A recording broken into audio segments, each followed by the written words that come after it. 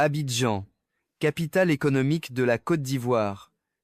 Une métropole dynamique, cœur battant de l'Afrique de l'Ouest francophone. Mais derrière les gratte-ciels modernes et les marchés animés se cache une réalité bien plus obscure. Depuis plusieurs années, cette ville est dans le viseur des services de renseignement américains. Pourquoi ? Parce qu'Abidjan serait devenu un maillon essentiel dans le financement du Hezbollah libanais. Dans cette enquête exclusive, on vous dévoile les dessous d'un réseau tentaculaire qui lie commerce, diaspora et terrorisme international. Chapitre 1. Qui est le Hezbollah ?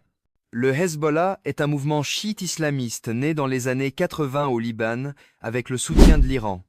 C'est à la fois un parti politique, une milice armée et un réseau de services sociaux très influents au Liban.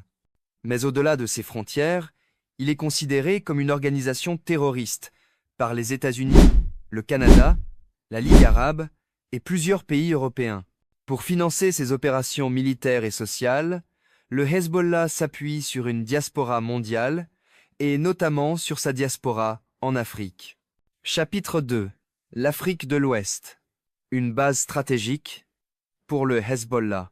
En Afrique de l'Ouest, la diaspora libanaise est bien implantée depuis des décennies.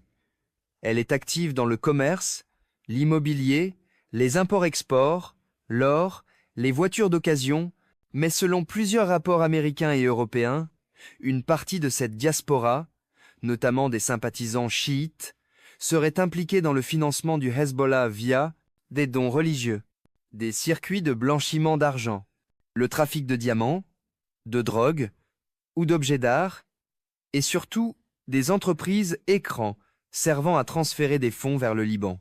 La Côte d'Ivoire, pays stable et économiquement dynamique, s'est révélée être une plateforme idéale. Chapitre 3. Le FBI enquête sur la diaspora libanaise en Côte d'Ivoire. En 2013, le Trésor américain désigne plusieurs Libanais installés en Afrique de l'Ouest comme financeurs du terrorisme, dont l'un basé à Abidjan. En 2023, c'est un nouveau coup de filet. 52 personnes et entreprises dans le monde sont liées à un réseau de blanchiment dirigé par Nazem Saïd Ahmad, collectionneur d'art et financier du Hezbollah. Des ramifications ont été identifiées à Abidjan. Le FBI, via son bureau régional à Dakar, coopère avec les services ivoiriens pour tracer ces flux suspects. Chapitre 4. Révélation sur la communauté libanaise en Côte d'Ivoire. À Abidjan, une commune concentre l'attention. Marcory, souvent surnommé le Petit Beyrouth. Ici, la communauté libanaise chiite est nombreuse, influente et surveillée.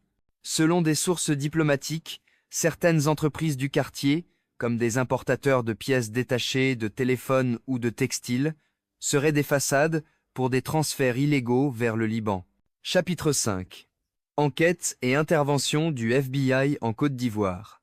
Depuis le 19 mai 2025, Abidjan, la capitale économique de la Côte d'Ivoire, est au cœur d'une enquête internationale menée par le FBI en collaboration avec les autorités ivoiriennes et marocaines.